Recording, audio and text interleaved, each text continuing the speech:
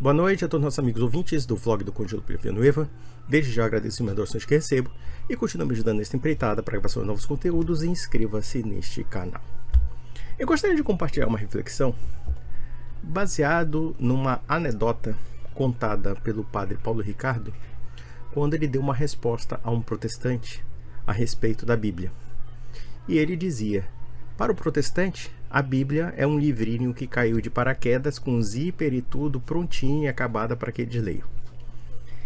É evidente que, embora a ironia seja muito bem elaborada, na prática, porém, quando nós observamos que os protestantes, pelo menos alguns apologetas, tentam a todo custo negar a importância da igreja na preparação e até mesmo na contribuição do texto bíblico, realmente há certos apologetas protestantes que acreditam que a Bíblia caiu de paraquedas e de zíper, e detalhe, com a inscrição da Sociedade Bíblica do Brasil e, claro, com a Almeida atualizada.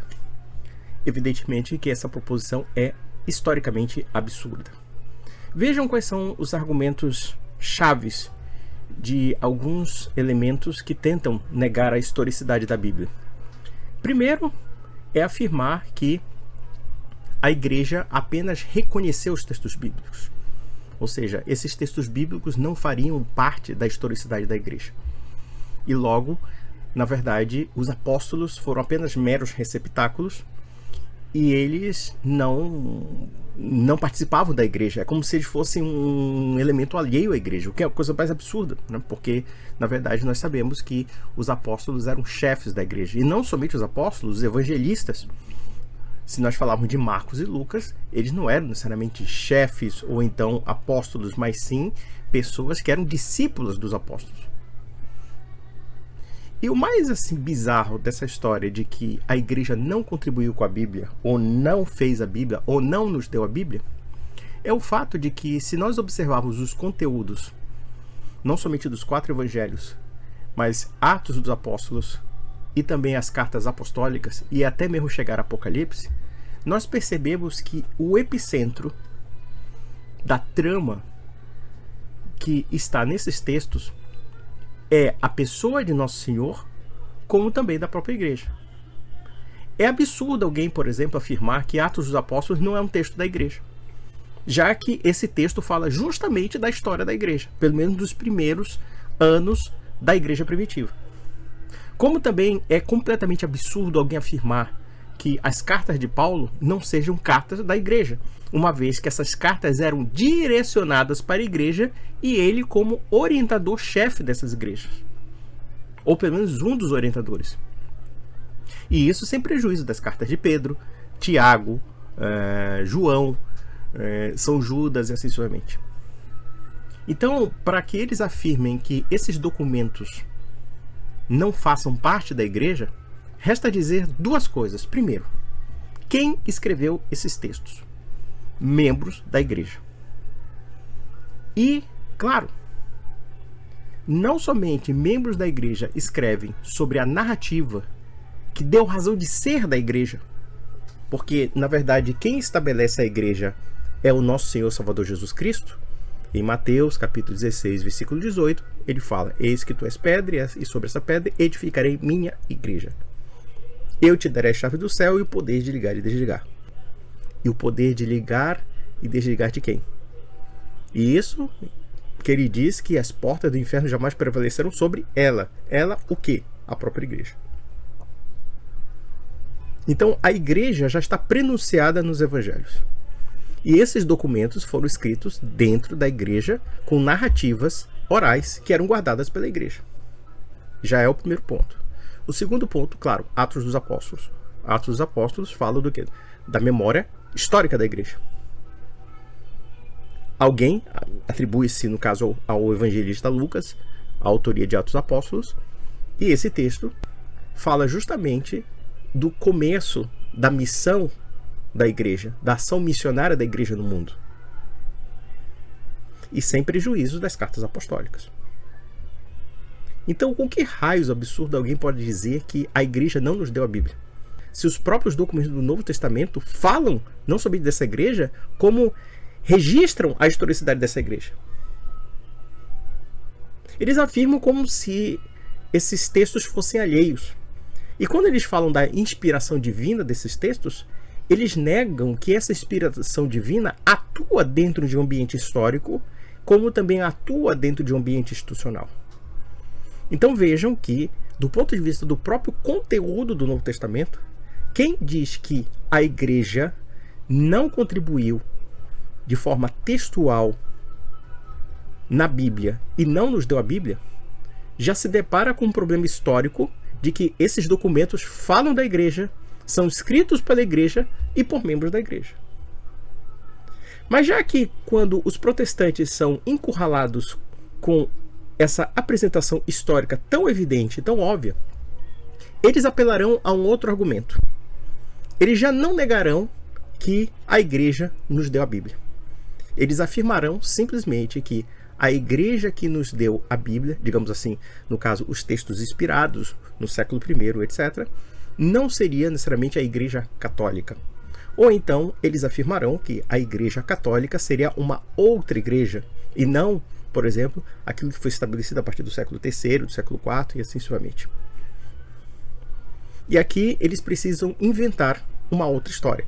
Se a primeira narrativa não cola, ou seja, de que a igreja não nos deu a Bíblia, porque, na verdade, não somente a igreja nos dá o Novo Testamento, como também nos dá o Antigo Testamento. Quem difunde o Antigo e o Novo Testamento para os gentios é a igreja. Ou seja, é a igreja que quebra o paradigma entre a linha do judaísmo para se tornar uma religião universal. E, na verdade, nós temos que observar que essa perspectiva universalista da igreja já está prenunciada no Antigo Testamento. E a igreja cumpre essa missão e cumpre, de fato, aqueles elementos proféticos, não somente da messianidade de Nosso Senhor, e como essa messianidade ganha um caráter universal. Então a igreja cumpre esse papel. E quantas menções não há sobre a igreja? Coluna e fundamento da verdade, 1 Coríntios 12, ou seja, a igreja é um corpo, Cristo é o cabeça, e assim sucessivamente. Mas na lógica dessas pessoas que agora negam a contribuição católica da Bíblia, eles apelam à ideia de que a igreja não era inspirada, de que a igreja não tem assistência do Espírito Santo. Atos dos Apóstolos, pelo menos, desmente-os. E não só Atos dos Apóstolos, mas também as cartas de Paulo. Mostra a fraude que é esse argumento, porque esse argumento não é histórico. Mas já voltando a outra argumentação, a de que a igreja era católica, mas não era romana, segundo essas palavras, é interessante notar que eles tentam apagar a apostolicidade da igreja de Roma. É evidente que, quando nós falamos da igreja nos primórdios do século I, havia a igreja de Roma e as demais outras igrejas do Oriente. Nós temos igreja em Antioquia, em Esmirna, nós temos igreja em Tessalônica e assim sucessivamente, né? Nós temos a igreja espalhada pelo Império Romano e em particular na parte oriental do Império. E sem contar também Jerusalém, etc. Embora a igreja de Jerusalém sofreu um grande revés com a revolta dos judeus e o massacre que os romanos fizeram, né, com a população hebreia. Mas mesmo assim, nós percebemos aqui que o fato de alguém afirmar que a igreja é católica e não romana não se dá conta do fato de que a igreja de Roma já existia naquele tempo. Então você não pode dizer que a igreja é católica, mas não é romana, porque a igreja de Roma participava da igreja universal. Inclusive com um protagonismo de chefia e de primazia. Vejam que, claro, que o termo primazia aqui ele é bastante complexo, já que qual é o entendimento que no século I e II tem esse conceito chamado primazia ou então a predominância de Roma? Pelo menos essa discussão eu acho que ela é válida até certo ponto. Mas que havia entre os primeiros cristãos a ideia de que havia uma chefia universal, isso me parece bastante elucidativo. E a gente pode encontrar isso tanto nas cartas de São Clemente Romano, de Santo Inácio de Antioquia e até mesmo São Irineu de Lyon, que inclusive fala que todas as igrejas do orbe deveriam se sujeitar à igreja de Roma. Para vocês terem uma ideia, quer dizer, isso é um documento do século II. Então, afirmar, por exemplo, que a Igreja Católica não era a Igreja Romana, nega o fato de que mesmo a Igreja Católica da atualidade não é somente a Igreja de Roma. Nós temos a Igreja de Roma e mais 23 igrejas particulares suiures. Ou seja, nós temos igrejas católicas que não são romanas, mas que estão ligadas ao bispo de Roma, que tem jurisdição universal sobre elas. Então aqui nós temos dois argumentos capciosos. Primeiro é negar a importância da igreja nascente no resguardo não somente do Antigo Testamento, porque a igreja é herdeira desse texto, porque esse texto prenuncia a sua própria existência e prenuncia o anúncio da sua messianidade, como também o Novo Testamento foi escrito pela igreja e foi dado pela igreja. Se hoje nós temos o Novo Testamento, se hoje nós temos a Bíblia compilada, bonitinha e acabada, foi porque os bispos, em comunhão com Roma, guardaram esses textos e espalharam esses textos para o mundo. E observe que quando eles falam dos concílios regionais, no caso, o concílio de Hipona, Cartago, e que detalhe, teve a aprovação de Roma, porque isso é registrado, quer dizer, são concílios do norte da África, quer dizer, são os primeiros registros que nós temos, pelo menos que chegaram até nós, a respeito de cânon bíblico oficial. E esse cânon bíblico ia para Roma para ter o quê? O nihil obstat, ou seja, o nada obsta. Então aqui nós percebemos realmente o quanto a influência da Igreja de Roma foi determinante para definir realmente a canonicidade dos textos bíblicos e de uma forma universalizada. Aí o protestante vai apelar a um terceiro argumento, porque na verdade o protestantismo ele não consegue afirmar, ele sempre vive dessa negação e dessa corrosão como um elemento de autojustificativo. Eles afirmarão, por exemplo, que os ortodoxos têm a sua própria Bíblia, os etíopes têm a sua própria Bíblia e assim sucessivamente. Só que a Igreja Ortodoxa tem um problema muito sério de unidade. Porque, por exemplo, quando nós pegamos os concílios ecumênicos ortodoxos do século XVII, por exemplo, em que se definiu o cânon bíblico, pelo menos de uma boa parte delas, essa canonicidade se esbarra em igrejas que não aderiram, por exemplo, a esses concílios. Então, a Bíblia ortodoxa não serve de parâmetros universais se compararmos, por exemplo, com a Igreja de Roma, que estabeleceu esses parâmetros de uma forma mais contundente, tá? O que não quer dizer, por exemplo, a gente não pode negar valor histórico, por exemplo, a certos textos que estão inseridos na Bíblia ortodoxa. E mesmo na Bíblia etíope, pelo menos a Igreja Ortodoxa Etíope, que inclusive é diferenciada e tem livros até mais do que as próprias igrejas ortodoxas que fizeram os respectivos concílios, tá?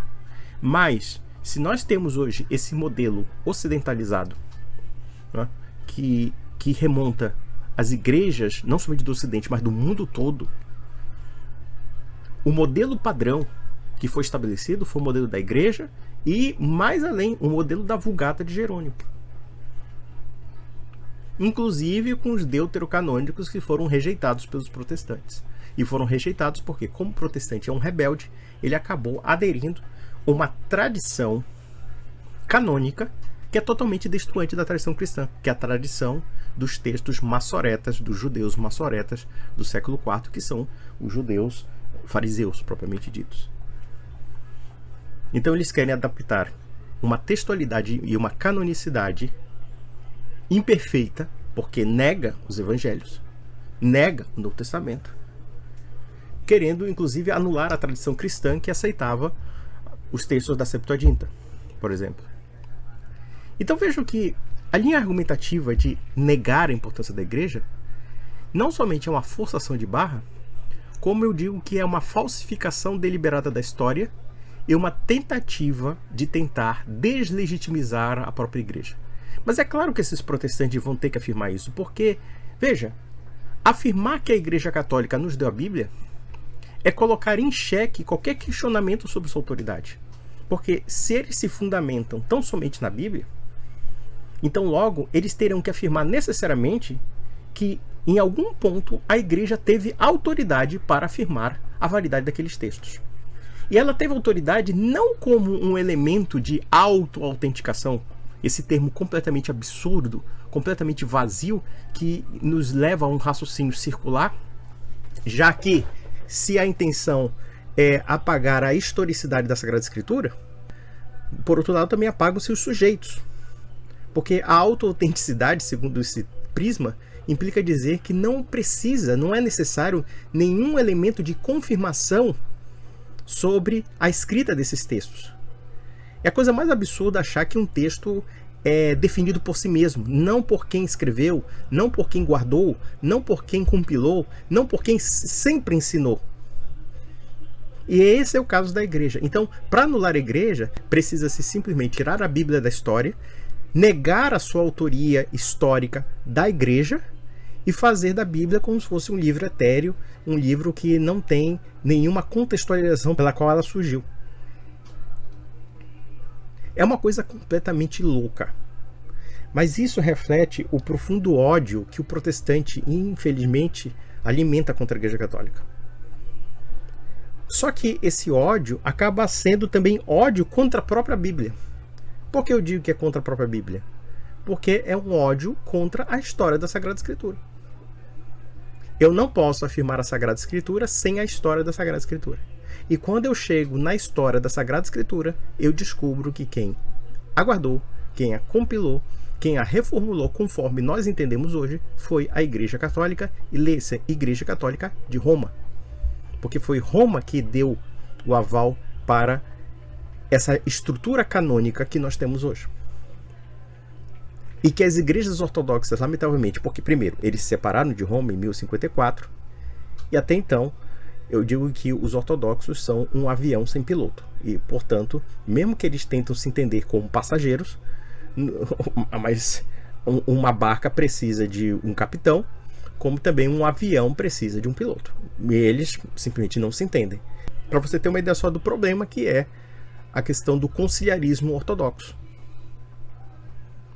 Então vejam que toda a forma que nós temos de compreensão, de remodelação do cânon bíblico vem da Igreja Católica e vem da Igreja de Roma.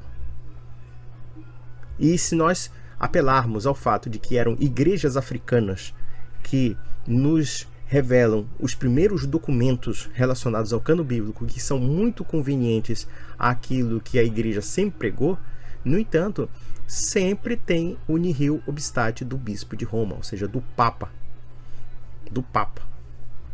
E o Concílio de Trento simplesmente encerrou o debate que já era prenunciado em outros concílios também da igreja, né?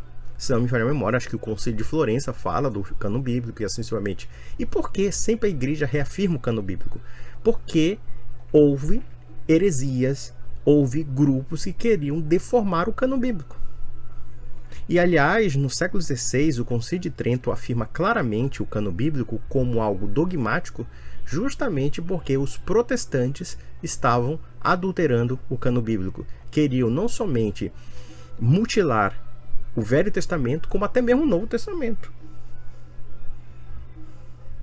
Aliás, as igrejas ortodoxas também fizeram o seu concílio para reafirmar o seu cânon bíblico por causa da influência protestante na igreja ortodoxa, em particular na Rússia, tá? A Rússia, lamentavelmente, foi muito influenciada pelo protestantismo na figura dos czares.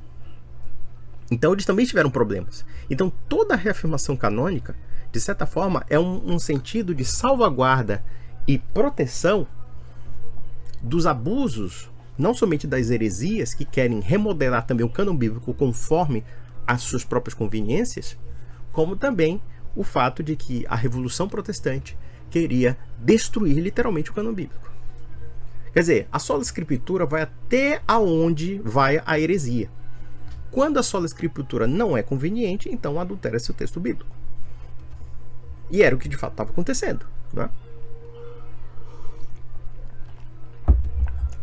Então, já elucidando esse caso, quando você observar algum protestanto com esse papo de que a Igreja Católica não nos deu a Escritura, e ainda dizendo que isso é uma mentira, que isso é demoníaco, você pode ter certeza de uma coisa: ou esse sujeito é um ignorante, é um estúpido sem leitura, ou ele é um renomado canalha e mentiroso. Não há escapatória. Non tertium datur. Não há terceira via para esse homem. Ou ele é uma pessoa ignorante, estúpida, ou ele é uma pessoa mal intencionada.